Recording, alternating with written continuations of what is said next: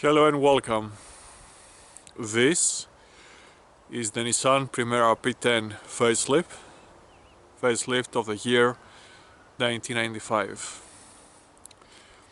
Here are some useful tips how to rev up the engine and how to immobilize the car for a long time period of stay. Follow me.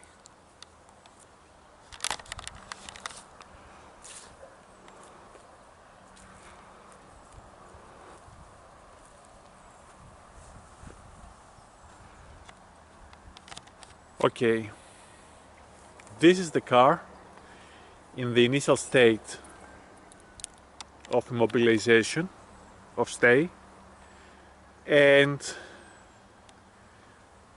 the actual sequence steps for its actual rev up have as following. We enter the car, we're sitting in a proper position. Allow me to close the door. And firstly, when we're entering the car, for reasons of security, we are first admitting to our bodies the seat belt while the engine is off, because if the engine is off, something can occur with the gearbox, the car to move, the car to be in a kinetic mode, and this will trouble us not wearing our seat belt. So the first mode to do is to wear our seat belt. Number one priority is to secure that the gearbox is in the neutral mode for the manual transmission and for the automatic transmission, which bilaterally the automatic gearboxes are in the park mode, literally. So we are securing that we are in neutral mode. Okay, because if we have a gear engaged, turning on the engine, the car we kick in forwards or backwards if we have the reverse gear, whatever. Since we have the handbrake on, we are confirming that the gearbox is in neutral,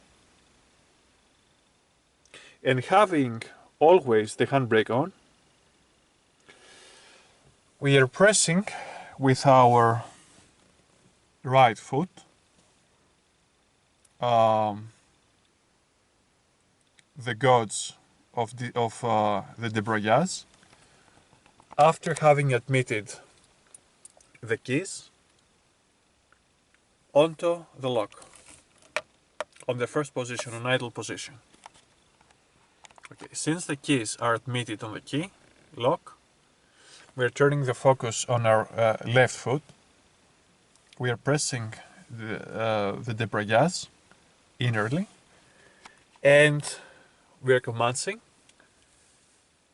the turning on the engine on the second lock state for the immobilizer to go off. We're giving it some 5 to 10 seconds for the electrical indications to appear, and then we are turning on the engine. We are turning the key to the final right turn, like this.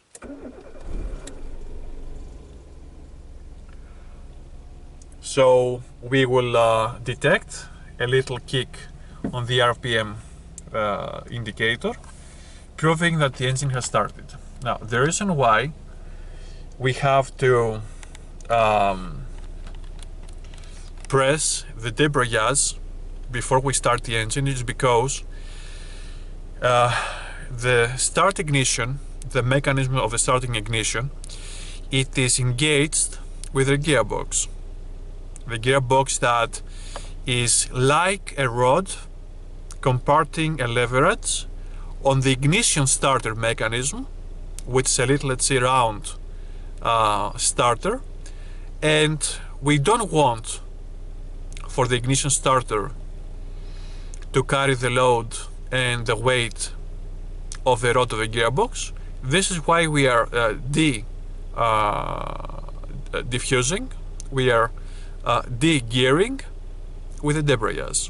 Once upon we have turned on the engine with the debrayage pressed, we can leave the debrayage off, so that the engine will have an axial connection to the gearbox for the car to move, to apply the first gear, the second gear, and so on. Okay, and this is the axial formation of the turning on of the car. We have to be very aware of the indications of the RPM indicator to be close to 1000 RPM, 850, 900. This is the healthy, and this is the normal mode for the RPM indicator to the Primera P10. And of course, to watch the indicator of the temperature, it has to be at the middle or a little below for a normal temperature to the engine. An overboost to the temperature indicator indicates points problems for the engine. And of course, we have to visualize the gas tank fulfilling indicator, if we have gas or not. Now, I would say that during the winter we have to appoint the leverage of the radiator of the heat infuser inflower to be near to the red line openly, because we want the windows to be clear, not to get thumbed and blurry due to the inner heat and the outer cold during the winter. And of course, during the winter we are applying the air infusing mode as open. We want the air from outside to go inside to equalize, to balance the external atmosphere with inner. And of course, while I'm shutting down the engine, since we have started it, the best mode for the car to be parked with a manual gearbox is always to have the neutral gear. It is the most safe, it is the most comfortable way to stop and start the car. And of course, for the handbrake to be on. Though, when we have the car parked in the grade, in up or down lines of the road, and we need more, let's say, aid for the stopping mechanism of the car, it is useful to use the gearbox, applying, for instance, the first gear, or I would suggest more conveniently to use the second or the fourth or the third gear, because they have less igniting kicking while the start takes place. So if we forget that we have plugged a gear into the car, having the second, the third, the fourth gear, the car will not kick so brutally and so violently if we start it in negligence and ignorance that we have engaged the gearbox. Okay. And a final hint for the long stay immobilization of the car. Of course, we always take the keys off the lock, or any, let's say, danger for any children to take the key and ignite the engine. A little indication of how we should operate the car, immobilize the car, if you allow me to open the trunk.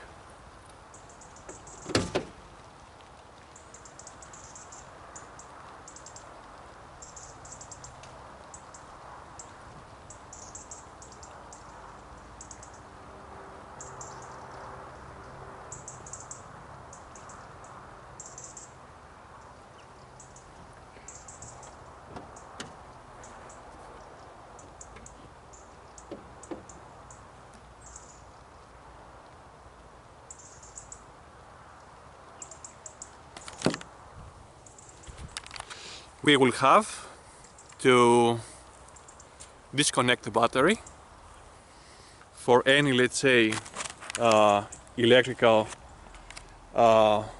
raise up problem. We're using a tenor key according to the international information. We are going on this screw application, and we are going anti-clockwise, the actual D tensioning the grip of the cable on the battery. And very, very importantly, this is the most important, while disconnecting the battery, the applicating cable with a metallic rod, it must be poised on a plastic surface. It must touch, it must be supported by a plastic surface, or a wood surface or whatsoever, but mainly in the car in a plastic surface. If we apply it on a metallic surface, this will diffuse the electric charge, the electric capacity of the battery. So we're maintaining the rod with the metallic application to a plastic surface. The reason why we want the battery to be disconnected is because not only it consumes electrical energy during its mainstay immobilization of the car, but because we can circumvent any stealing of the car and illegal operation of the car, because the battery is primarily essential for the driving of the car, for the operation of the car. And so we are securing not only energy saving, but also we are discouraging, we are circumventing any illegal operation of the car, any driving against our will. And mainly we're saving the battery's sovereignty, if you want. Okay. By the way, through only water and a little foam of soap, the engine has been cleared by 60–70%. It's a more clear, it's a more shining engine.